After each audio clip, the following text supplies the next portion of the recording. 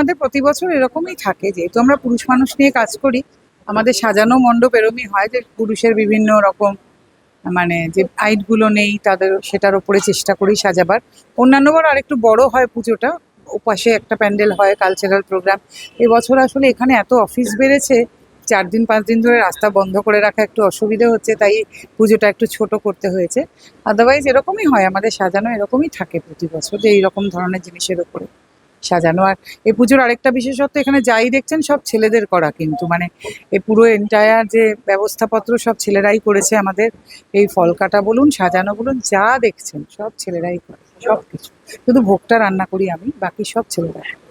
কিন্তু গণেশ পুজো না, এটা না প্রথম থেকে আমরা অফিসের ভেতরে শুরু করেছিলাম প্রথম বছরটা। তারপরে দেখা গেল এত লোক আসছেন আর সামলানো যাচ্ছে না, সেই জন্য। আর আমরা তো দেখুন মানে কি বলবো, নারী দেবতার পুজো তো করবো না। আর গণেশ তো সিদ্ধিদাতা, তো আমরা তো একটা লক্ষ্যে এগোচ্ছি, একটা মেন্স কমিশন, সেটার যাতে সিদ্ধি লাভ করি, সেই জন্যই গণেশ।